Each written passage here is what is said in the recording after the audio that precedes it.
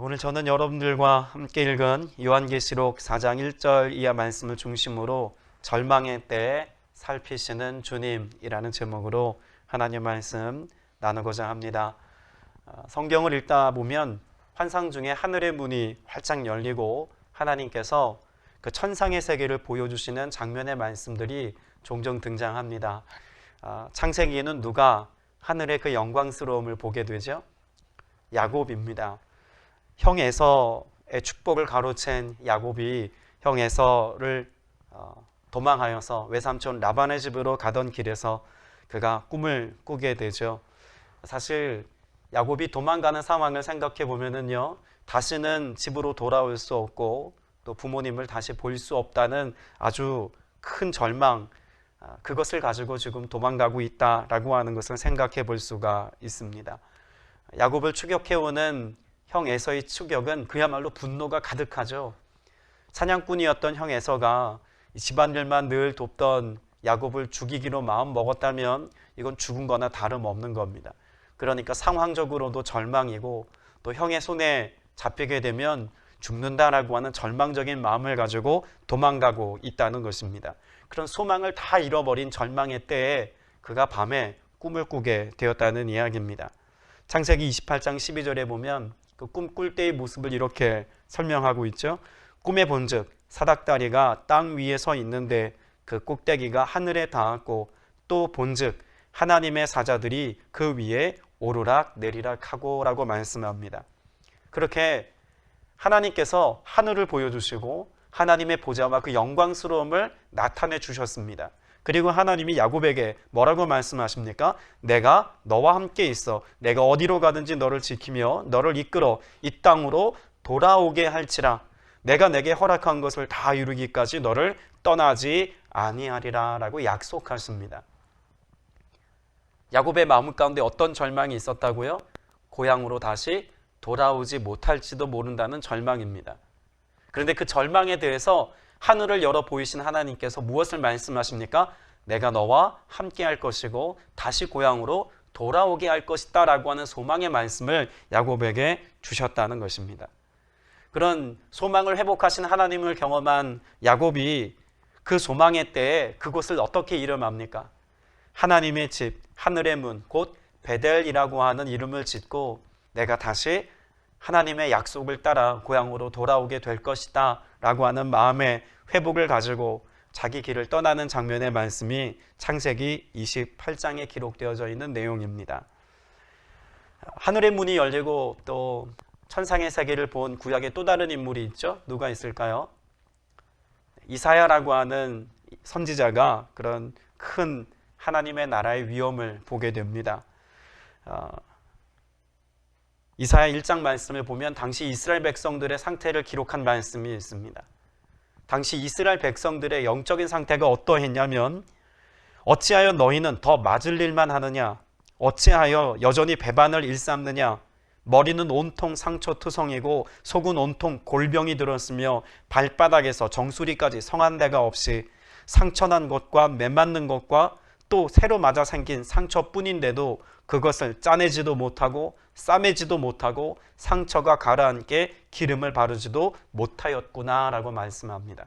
자, 그럼 이스라엘 백성들이 지금 상태가 어떠하다는 겁니까? 그 죄악이 극심하여서 하나님의 회복이 임하는 순간 회복을 경험하는 것으로서는 도저히 상처가 낫지 않을 만큼 반복적으로 죄를 범하고 또다시 하나님께서 기뻐하시지 않는 일들을 행하며 살고 있다는 겁니다. 그래서 상처투성이요 골병이 들었다라고까지 말씀합니다. 그 상처의 깊이가 가늠할 수 없고 그 상처가 회복될 기미가 보이지 않는다고 하나님 편에서 탄식하고 있습니다. 자, 그러면 이스라엘 백성들의 지금의 모습은 그 민족의 영적인 상태로만 볼 때 절망 중에 절망이라고 말할 수 있습니다. 그때 이사야 6장에서 이사야가 환상을 봅니다. 그 환상의 내용이 이사야 6장 1절에서 3절이죠.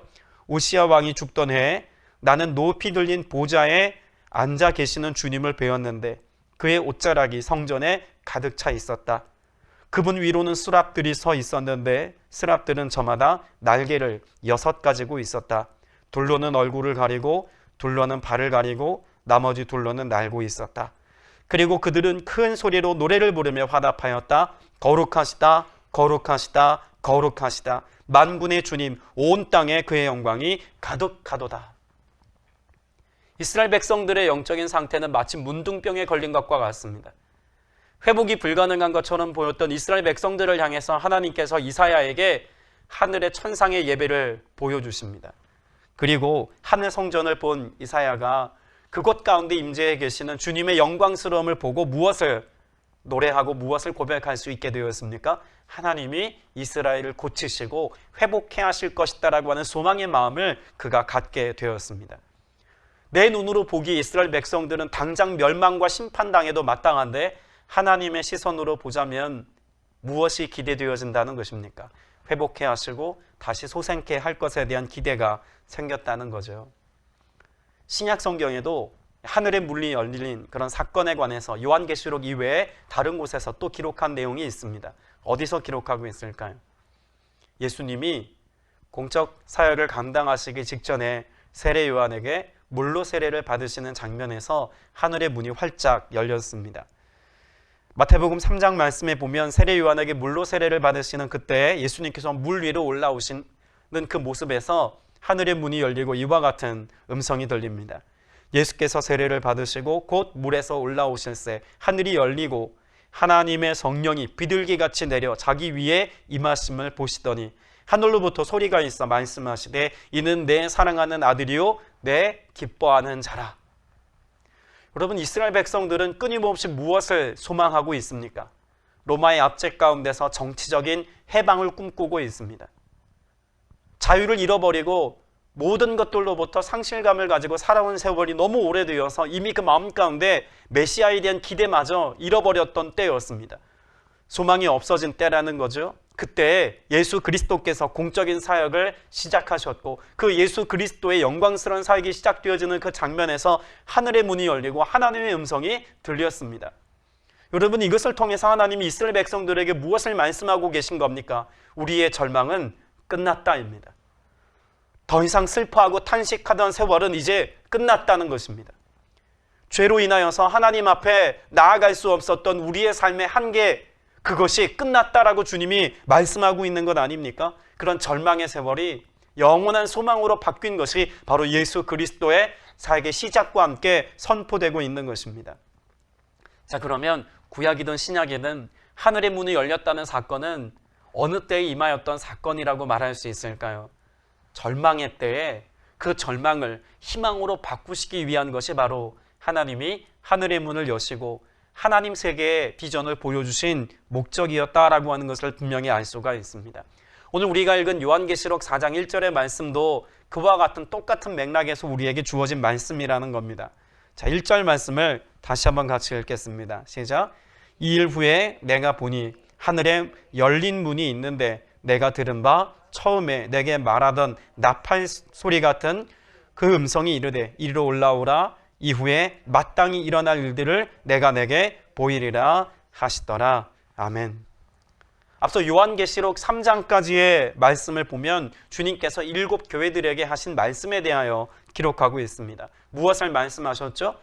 회개하고 돌이킬 것을 말씀하고 있습니다.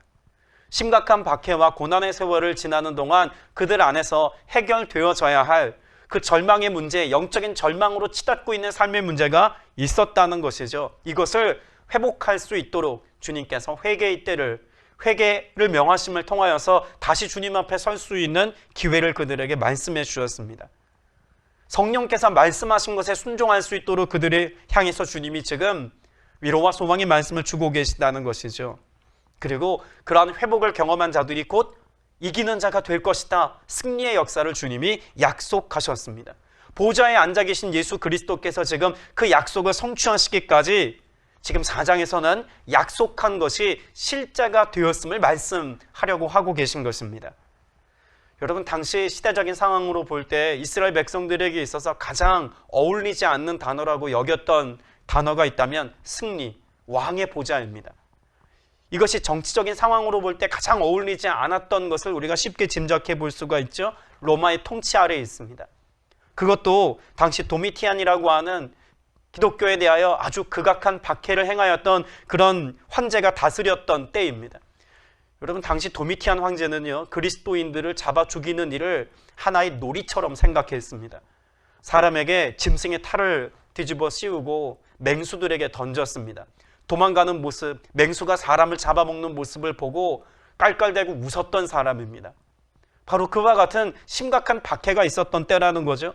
사람들을 불구덩이 속에 집어 던져놓고 사람 타는 냄새를 즐겼다고까지 합니다. 온 로마 거리에 장대를 세우고 횃불 삼아 사람을 불에 태우는 일도 다반사였습니다. 여러분, 당시 이스라엘 백성들 가운데 그리스도인으로 살아갔던 사람들은 이런 박해를 피해서 어떤 삶을 살았습니까?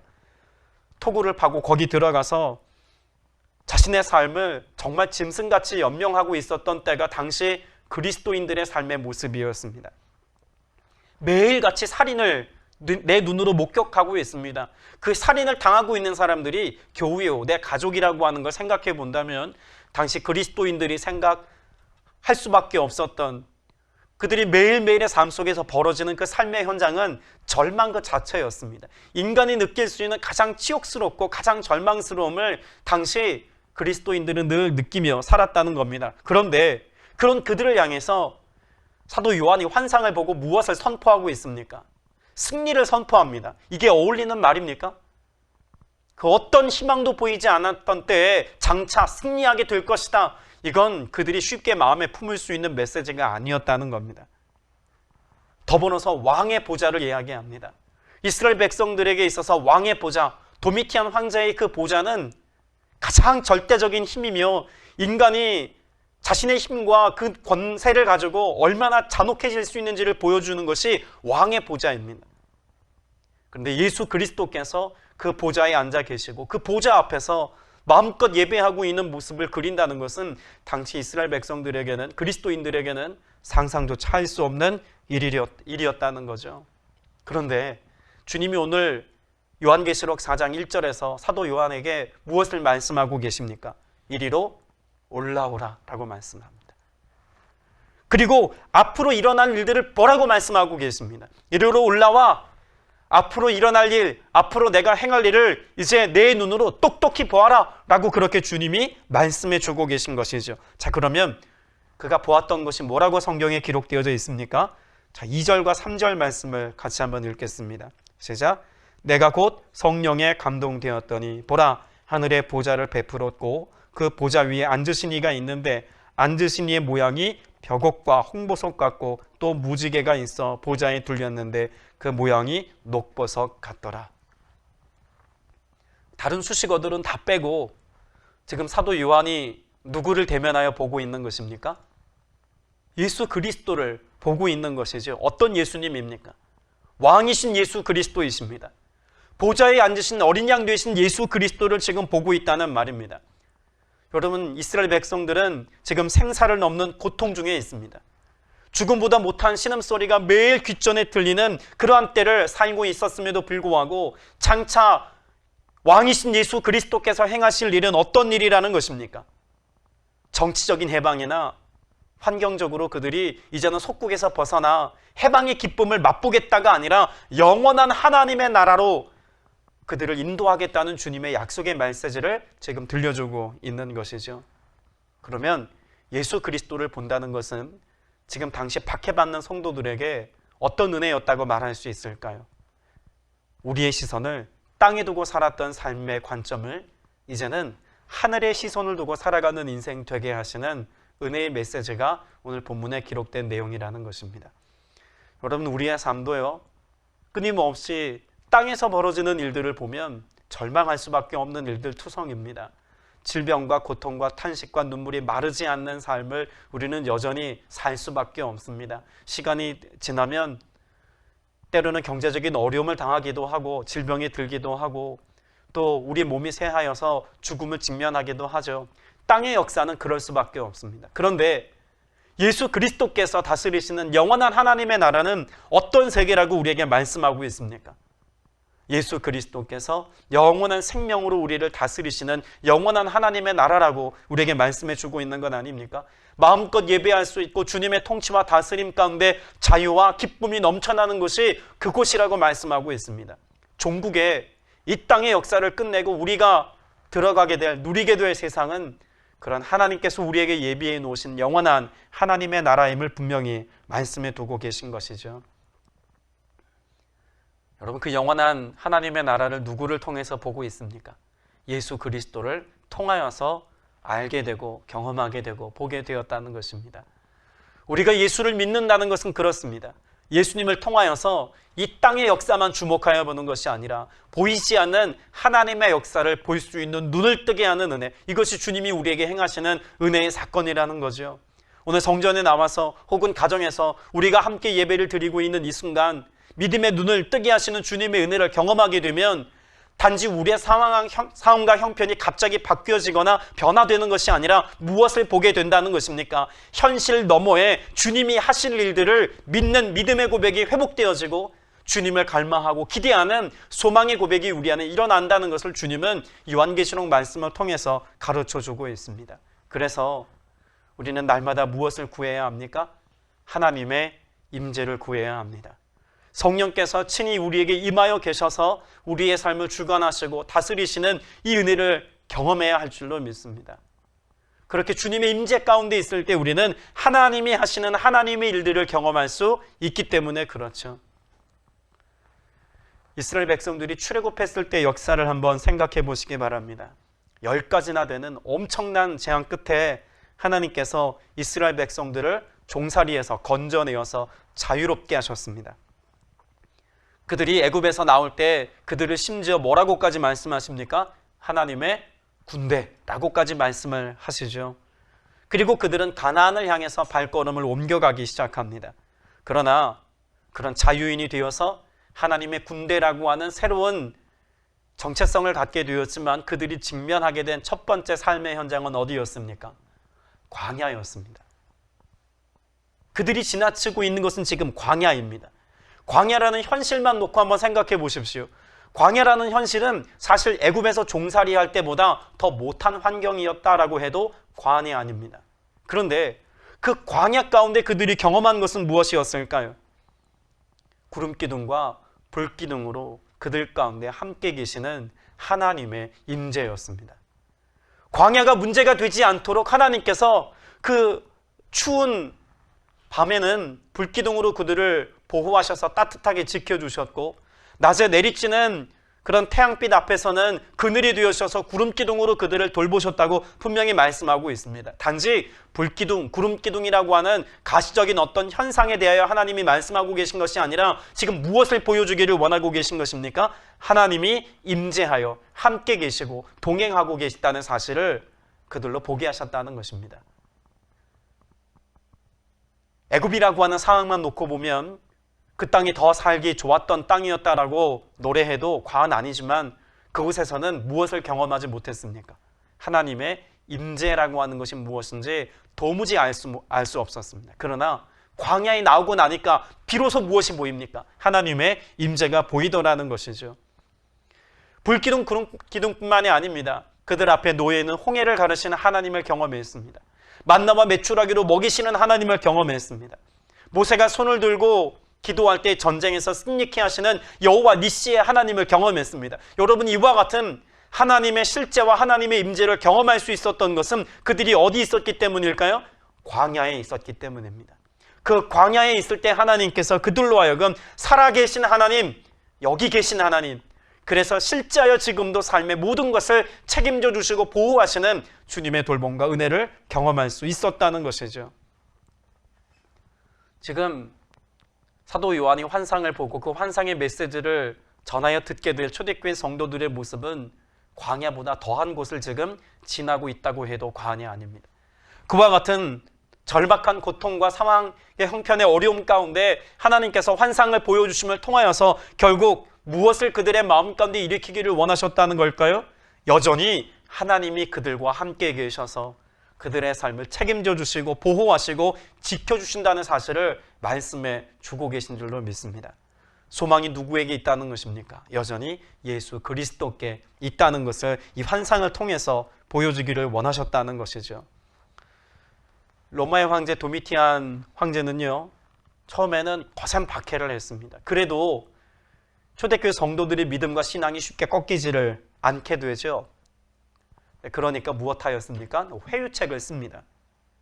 한 번만 예수님을 부인하고 황제 앞에 머리를 조아려 숭배하고 내가 당신의 종입니다 라고 하는 것을 고백하면 박해하지 않겠다, 죽이지 않겠다 라고 하는 제안을 합니다. 또 길드라고 하는 조합에 들어갈 수 있는 자격을 주어서 생계까지도 책임져 주겠다라고 하는 것까지 이야기하죠. 오랜 시간 박해를 견뎌왔던 초대교회 성도들, 그들의 마음이 연약해지고 또 그들의 삶이 너무 어렵고 힘든 상황인지라 마음 가운데 생각하기 시작합니다. 한 번이면 된다고? 딱 한 번? 그 한 번 황제 앞에 가서 그 황제를 숭배하는 그 신상 앞에 내가 절하고 내 마음을 굽히면 내가 더 이상 죽음 앞에서 두려워하지 않게 된다고?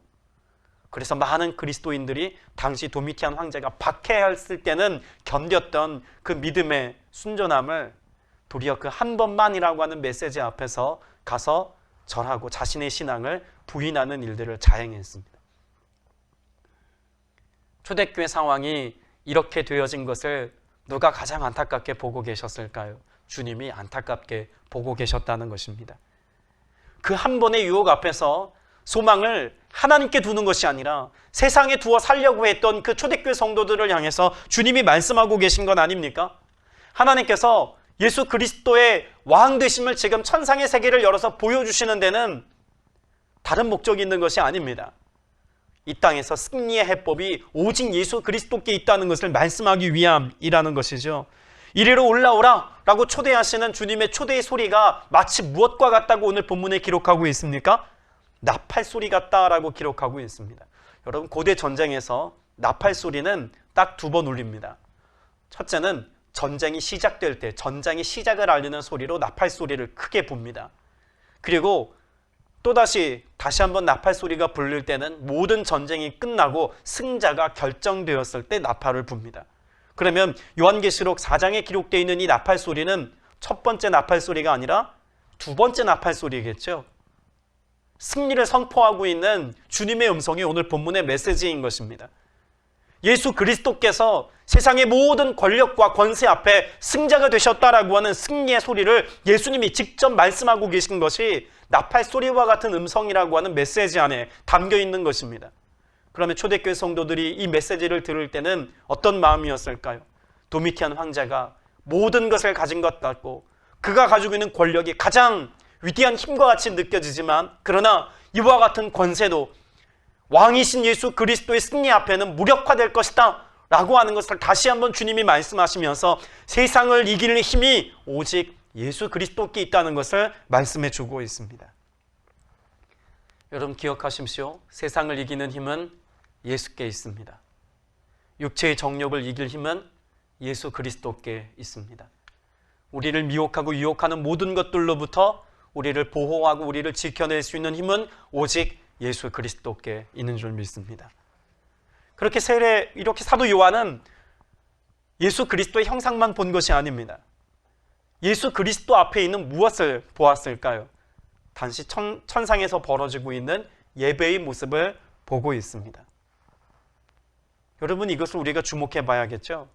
예수님만 본 것이 아니라 예수 앞에 예배하고 있는 예배의 모습이 지금 사도 요한에게 보여졌다는 것은 오늘 우리가 승리자 되신 예수 그리스도를 경험하는 해법이 어디에 있다는 것을 말씀하고 계신 걸까요? 우리가 승리하는 힘은 오직 예수 그리스도를 예배하는 것으로부터 이룰 수 있다는 사실을 분명히 말씀하고 있습니다. 그러면 성도된 우리가 세상을 이기는 힘은 어디에 있을까요? 예배할 때 주어지는 은혜라고 하는 것을 분명히 말씀하고 있죠.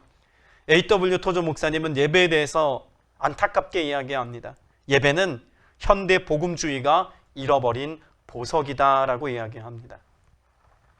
어떤 분들은 이 말을 너무 무례하게 생각하거나 이상하게 여길 수도 있습니다. 왜냐하면 오늘날처럼 예배가 정말 다양하고 많이 드려지는 때가 없기 때문에 그렇죠. 예배를 잃어버렸다라고 하는 것은 있을 수 없는 이야기다라고 치부하기도 합니다. 그러나 A.W. 토저 목사님이 말하는 예배를 잃어버렸다는 것은 어떤 예배를 잃어버렸다는 걸까요? 하나님만을 향한 몰입으로서의 예배를 잃어버렸다는 것입니다. 예배 현장 가운데 하나님의 임재, 그 하나님의 함께 하시고 역사하심을 경험하지 못하는 그런 예배라면 예배를 잃어버린 것이다라고 평가하고 있는 것 아닙니까? 실제로 짧은 시간 예배를 드리는 이 1시간조차도 우리의 생각과 마음이 온전히 하나님께 집중하지 못할 때가 참 많습니다. 설교를 듣고 찬송을 부르는 중에도 세상의 근심과 걱정과 염려를 꺼내어서 과연 이 일들을 내가 잘 감당할 수 있을까 고민하기도 합니다. 혹은 예배를 마치고 나면 내가 해야 될 어떤 일들, 이렇게 저렇게 해야지 라고 하는 세상의 어떤 생각에 매여서 주님께 온전히 몰입하거나 집중하지 못할 때도 덜어 있습니다. 하나님 앞에 드려지는 이 1시간 예배조차 우리의 졸음과 우리의 피곤함을 견디지 못해서 예배에 집중하지 못하는 모습들도 덜어 있습니다. 주님이 우리에게 원하시는 예배는 어떤 예배일까요?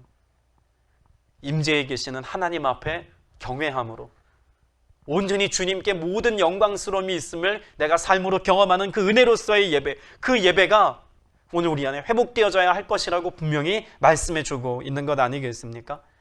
여러분, 예배를 해치우고 내 삶에서 내가 해야 될 어떤 일들을 해야지라고 생각하는 이들이 사실 적지 않다는 것이 참 충격적인 보고이기도 합니다. 여러분, 예배는 그저 내가 해야 될 어떤 숙제 같은 게 아닙니다. 하지 않으면 찝찝한 어떤 일들을 해치우는 어떤 일거리가 아니라는 이야기입니다. 하나님 앞에 서는 것입니다. 그 임재 가운데서 나를 향하여 말씀해 주시는 세미한 음성을 듣는 시간입니다. 또 우리의 삶 가운데 내 힘으로는 도무지 감당할 수 없는 문제들을 오직 주님께서 해결해 주시고 또한 주님께서 우리에게 역사하시는 하나님의 돌보심과 은혜를 경험하는 시간입니다. 그 예배가 우리에게 소홀하게 드려질 수 없을 뿐더러 무가치하게 지나치게 할 수도 없다는 이야기죠. 2절에서 사도 요한이 하늘의 보좌에 앉으시니 그 예수 그리스도를 어떻게 보았다고 말씀하고 있을까요? 2절에 보면 내가 곧 어떻게 되어 성령에 감동되었더니, 여러분, 감동되었다라고 하는 이 말은 사로잡혔다는 말입니다. 어원적으로 보면 내가 성령 안에 있었다 라고 하는 말을 이렇게 표현하고 있는 것입니다. 그러니까 예수님께서 우리에게 신령과 진정으로 예배해야 한다는 말씀과도 일맥상통한 말씀인 것이죠. 성령 안에서 오직 하나님을 향한 갈망과 영적인 집중력을 가지고 예배할 때 비로소 우리는 세상에서 미처 발견할 수 없었던 소망을 찾을 수 있고 우리가 미처 찾지 못했던 인생의 해답을 그 주님 앞에서 예배 현장에서 발견할 수 있노라고 말씀하고 계신 겁니다. 고통과 고난의 문제가 우리의 삶 가운데 쉬 가시지 않은 어느 때라고 할지라도 그 하나님 앞에서 임재 앞에서 예배하는 이 순간 우리를 위로하시고 힘주시는 주님의 은혜를 경험할 때 비로소 우리의 삶에 놀라운 회복의 역사가, 응답의 역사가 일어난다는 것도 말씀하고 있습니다. 우리는 가정에서 혹은 교회에서 예배할 수 있습니다. 또 오늘같이 현장에서 혹은 인터넷으로 또 녹화된 어떤 영상을 휴대폰으로도 볼 수 있습니다. 이런 상황이 쉽게 바뀔 것 같지는 않습니다. 그러나 여러분, 우리의 삶에 이런 현실을 바꿀 수는 없지만 태도는 바꿀 수 있다고 저는 생각합니다. 몸이 성전에 있어도 마음이 세상을 향하여 있는 사람, 온전한 예배자라고 말할 수 없습니다. 그러나 몸이 성전에 나와 있지 못해도 그 마음 가운데 주님을 향한 갈망이 있고 오늘 이곳에 임재해 계시는 주님에 대한 영적인 집중력을 잃어버리지 않는 사람이라면 그곳이 어느 곳이든지 주님의 임재와 그 은혜 가운데서 놀라운 하나님의 영광의 역사를 맛볼 수 있다고 확신합니다. 여러분, 6절 말씀을 보시기 바랍니다. 6절 말씀에 보면 이와 같이 말씀하고 있죠. 같이 한번 읽어봅니다. 시작. 보좌 앞에 수정과 같은 유리바다가 있고 보좌 가운데 보좌 주위에 네 생물이 있는데 앞뒤에 눈들이 가득하더라. 여러분, 이 말씀을 읽으면 이 네 생물이 누구일까, 무엇일까 궁금증이 일어나기도 합니다. 그런데 우리가 주목해 볼 것은 네 생물이 아닙니다. 비유적이고 은유적인 표현에 불과합니다. 우리가 주목할 것은 무엇이 가득하더라, 눈들이 가득하더라. 이 메시지가 더 중요한 메시지입니다. 그래도 내 생물이 궁금하다면 간단한 설명 정도는 가능하겠죠. 에스겔 1장에서 10장 가운데 기록되어 있는 내용을 조합해 보면 요한계시록 4장에 기록되어 있는 네 생물은 천사들의 그룹이라고 하는 것을 알 수가 있습니다. 그런데 이 천사 그룹이 등장할 때는 반드시 무엇과 함께 내용이 기록되어져 있냐면 하나님의 일하심과 연관이 있습니다. 뭐와 연관이 있다고요? 하나님의 일하심과 연관이 있습니다. 그러니까 지금 눈들이 있다는 것과 더불어 무엇을 말씀하고 있냐면 하나님이 일을 하신다라고 하는 메시지를 함께 주고 있는 것이죠. 조합하면 이렇습니다. 예배하는 자들을 하나님은 주목하여 보고 계십니다. 그렇게 주목하여 보실 뿐만 아니라 그들의 형편과 상황을 보시고 무엇 하시겠다는 겁니까? 살피시고 일하여 역사하시겠다라고 말씀하고 계신 것입니다. 오늘 예배하는 여러분의 심령을 감찰하십니다.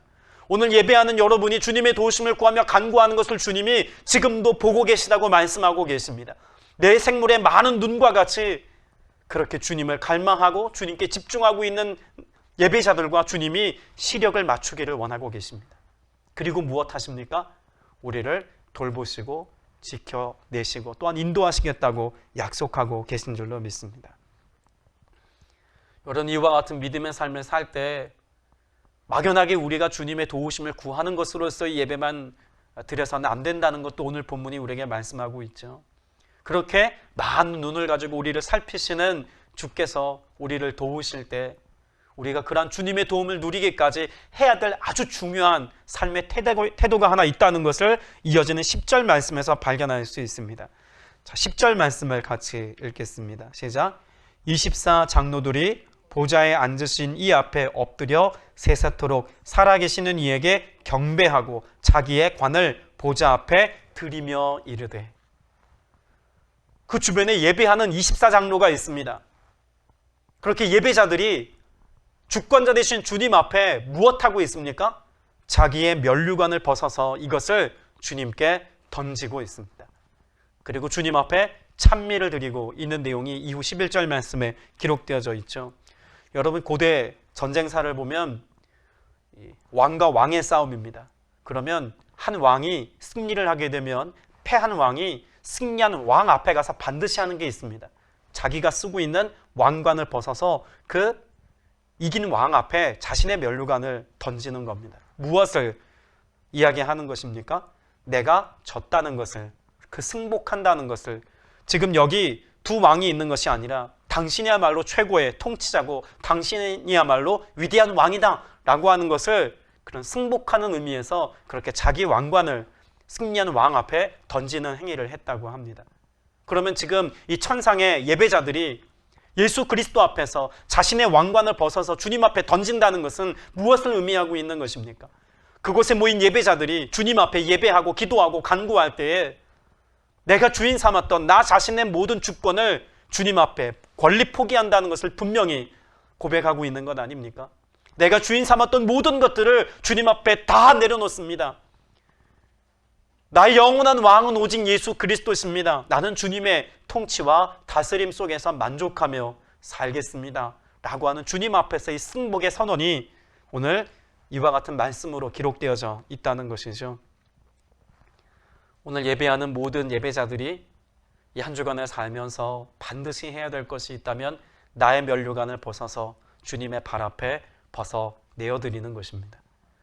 그리고 주님의 도우심을 구하며 그네를 사모하며 주님만이 나의 도움이시며 승자이시며 위대한 통치자이심을 고백하며 찬양하는 것인 줄로 믿습니다. 그렇게 나의 가능성이 내게 있지 아니하고 오직 주님께 있음을 인정하며 끼어 기도하고 예배하는 삶을 살아가는 예배자들의 삶을 주님이 뭐 하신다고요? 주목하여 보시고 또한 돌보신다고 약속하고 계신 줄로 믿습니다. 이 은혜가 여러분의 삶 가운데 있기를 축복합니다. 말씀을 맺습니다. 요한계시록 3장 말씀에 보면 주님께서 교회 공동체를 바라보시면서 여러 교회들에게 말씀하셨지만 특별히 우리에게 안타깝게 말씀하신 말씀이 있습니다. 3장 20절 말씀을 같이 한번 보겠습니다. 라오디게아 교회를 향해서 주님이 말씀하신 말씀이죠.